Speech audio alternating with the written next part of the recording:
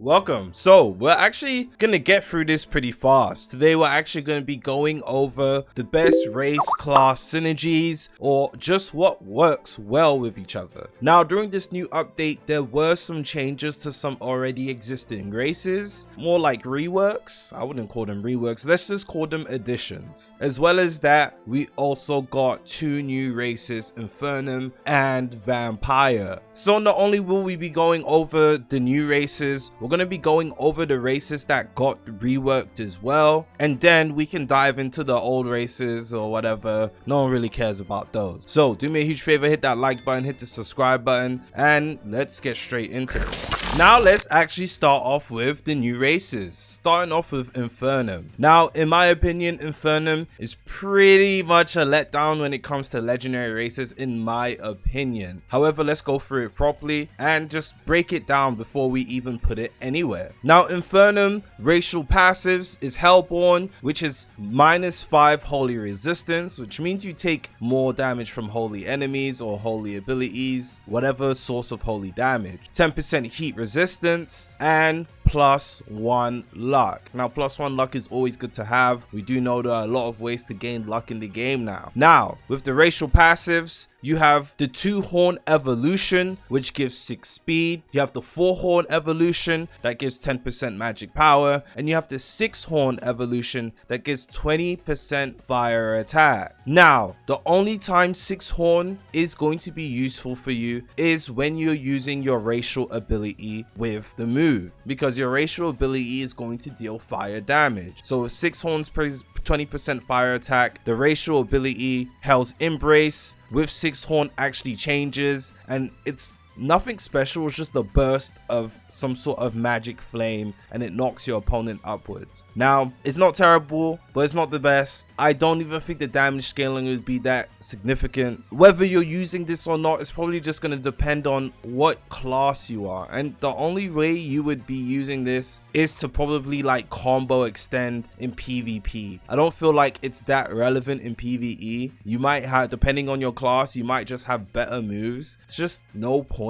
I mean, it deals a lot of damage, so adding it to your kit, you gain nothing. I mean, you lose nothing. You don't actually lose anything from putting it in your kit, but at the same time, you don't really gain anything. It's not that significant, and without it, you're good. You're okay with or without it. It doesn't make that much of a difference. In my opinion, it doesn't really add anything of significance to it. Now, with the 4-horn racial evolution, you gain 10% magic power, which in my opinion is the only good thing from Inferno. If you're not going mage, honestly, they're just better races to use with any class, because you can always get better, passives and actives with other races. So 4-horn, you get 10% magic power. Again, if you're going mage, this is probably good. This is really good for you. You gain an extra source of damage, and 10% magic power is actually pretty lot, and 10% magic damage is a lot. It's a decent amount. So 4-horn, if you're going mage, any mage class, anything that deals magic damage is perfect for you. And then 2-horn gives you 6% speed. That's it, 6% speed. And obviously, as you see, your racial ability changes depending on if you have 4, 6, or 2-horn, which I showed in the background. So is Infernim that great? I think it's hit or miss. In my opinion, it's not bad. Just because it's not A or S tier, in my opinion, isn't bad. I don't honestly think it's well-rounded, because outside of going mage, what do you really utilize 2 or 6-horn for? Unless you are going mage, there's really just no point of using Infernim, and it's a legendary 1%. I do think if they really want to make Infernim good, they need to change the 6-horn passive, and they need to change the 2-horn passive. Yes, the fire attack is pretty decent because of your racial ability, but it's just, it doesn't really add to the kit. It doesn't really matter, and 2-horn is just useless. And then even with 4-horn, yes, you can use a mage class and go 4-horn, but there are better races for mages. So why should I have to spend money to spin for 1% legendary race just for 10% magic power? In my opinion, it's not that worth it. Hit or miss again. And this obviously synergizes the best of mages. So any mage class, sorcerer, warlock, priest, but why would you use any of those with Infernim when there are better races to use it with? You can disagree if you want to disagree, but I'm leaving it on hit or miss. Next we have Vampire. Now I've personally been progressing a Vampire slot, and I can say I thought it was way better than it really is. Now with Vampire, the racial passive, Nocturnal Being, whilst it's day, your base stats are nerfed by 15%, but whilst it's nighttime, your base stats are increased by 20%. I will say, bro, I don't feel the difference between the two when I'm actually playing. Maybe I'm not paying attention. Maybe the day and night cycle is not that obvious outside of the beginner area, but I won't lie to you, bro, I don't feel the difference at all. Now, obviously, on paper, having a 20% stat increase overall is really good. That alone, when it's nighttime, you're already more powerful than your Infernim counterpart. And Infernim is legendary, by the way. So you're already dealing more damage than Infernim, period. And that is just one of your racial passives. So I want to throw it out there. Vampire is already better than Infernim. Okay, cool. Let's finish reading.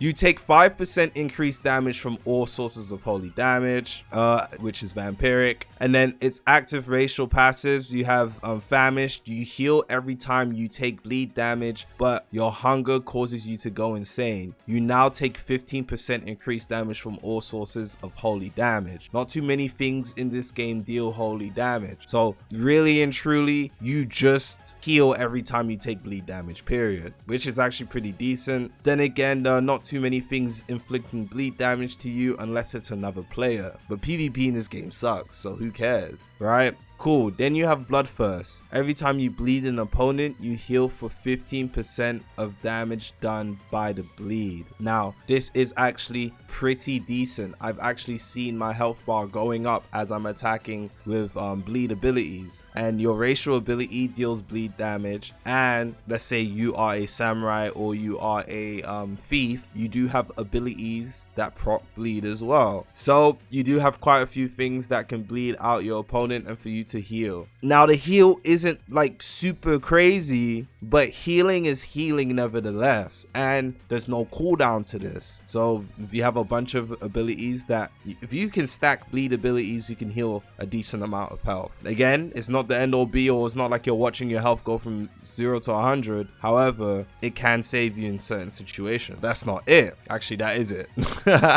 That's literally it. This race doesn't have any evolutions or anything of that sort, mainly because the passives and actives are so broken. Now I'm gonna slap Vampire on well-rounded. It is not an S tier, trust me, it's not, but it's definitely not hit or miss because you can use it really well, again, with the samurai class and the thief class. I'm not too sure if there are any other classes in the game that deal bleed damage, but if you have abilities that deal bleed damage, again, Vampire is perfect. So samurai and thief especially synergize very well with Vampire's passive. Okay, so now moving on to already existing races that actually got reworked or buffed, etc. Starting off with Dullahan. Now, Dullahan is actually one that I'm pretty proud of. I'm pretty proud that Dullahan got a buff, and everybody's been saying it's now dealing more damage, which is beautiful to see because we do know Dullahan before was very, very lackluster. Now, Dullahan, starting off with Undead King, which is obviously what you get when you get your racial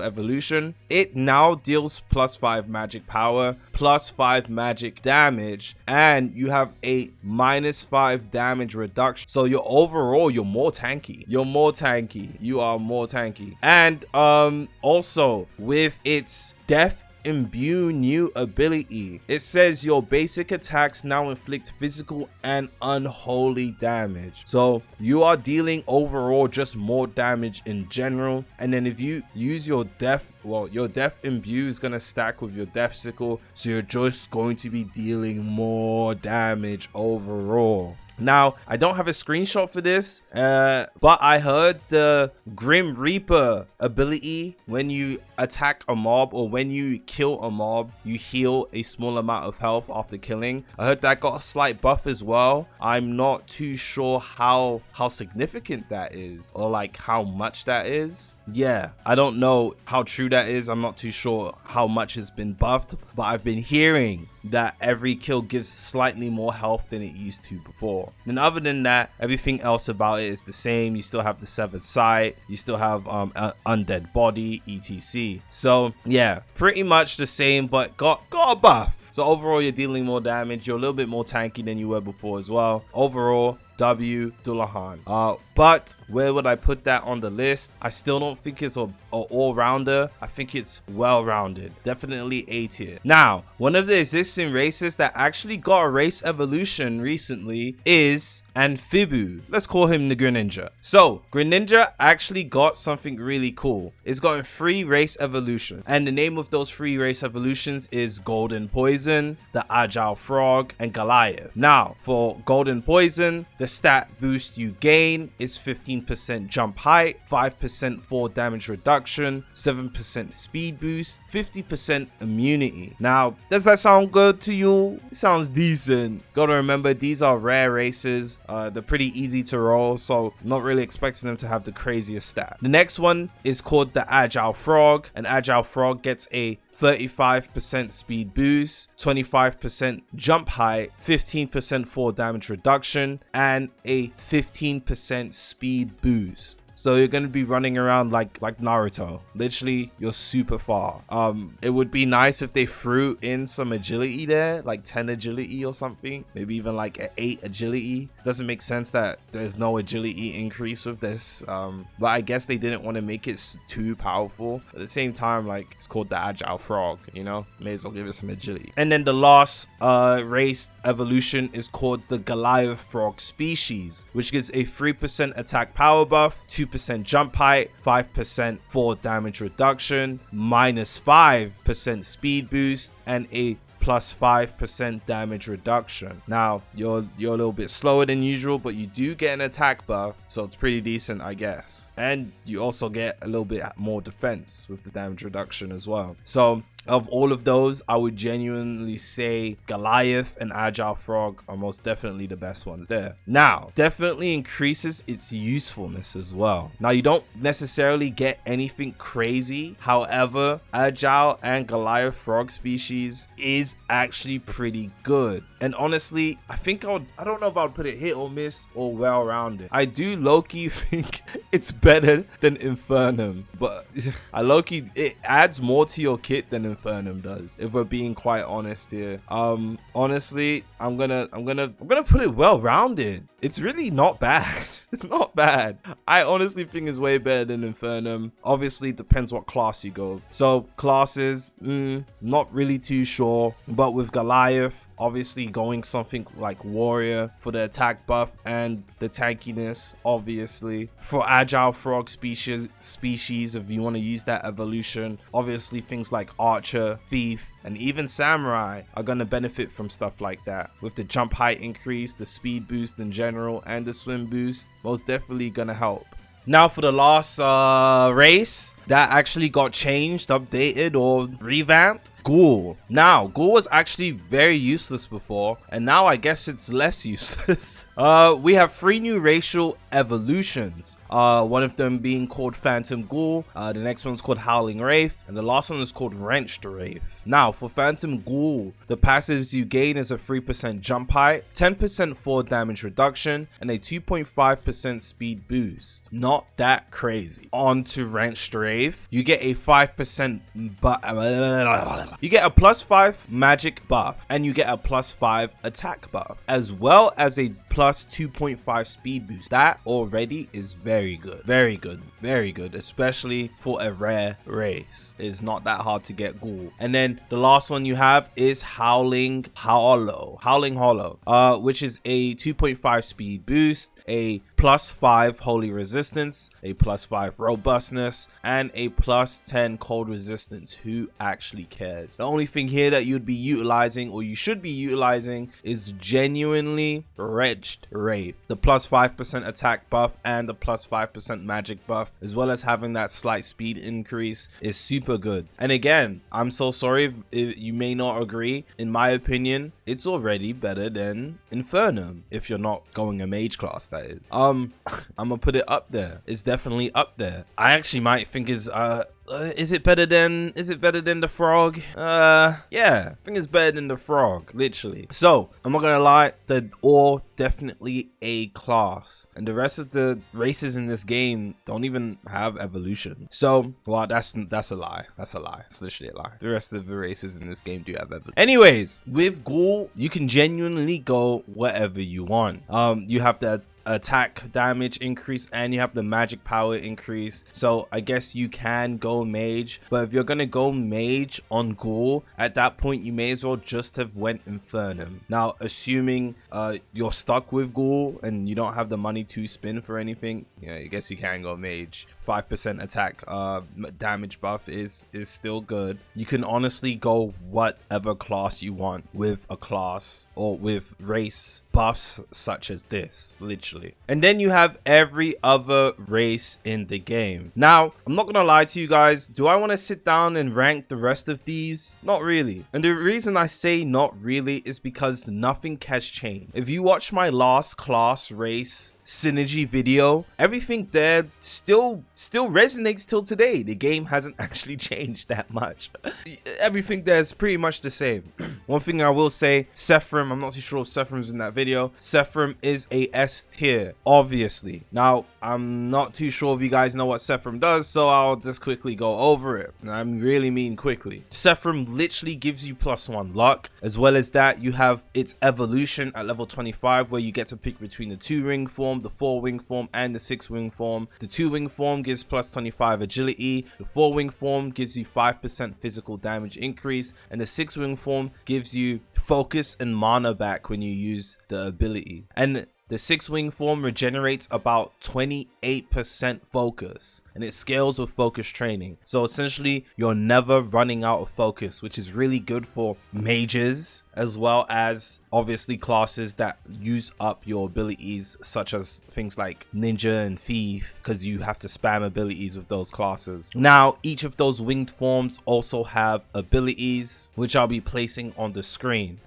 So yeah, Sephirim is pretty much still S tier in my opinion. There's not much flaws when it comes to Sephirim. And obviously, depending on which winged evolution you use will depend on the class you go. Every class is suited for Sephirim though. Every class. Now, as I said, again, you can literally refer back to the old videos in order to complete the rest of this out and fill it out. However, I will quickly just put things where I want them to be accordingly.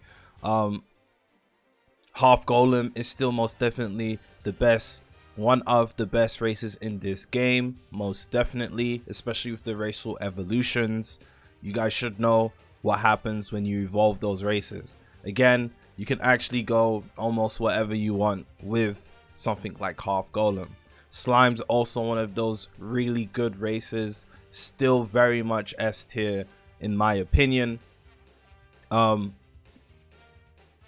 You're gonna say, oh, Axe, hey, you think it's better than the new races? Yeah, I do. I can't lie to you.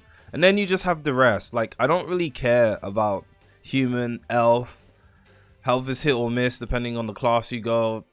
Human is pretty hit or miss as well. Orc could be better. Orc needs a buff, if we're being honest.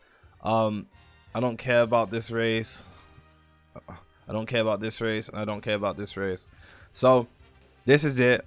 Obviously, use whatever class you want with the things that are lower tier, because it doesn't really matter in my opinion. But yeah, that's it. The only things that you should be looking out for are the new races, the A tiers and the S tiers. If you have Infernim, you may as well keep it, but like, it's pretty useless unless you're a mage. Peace.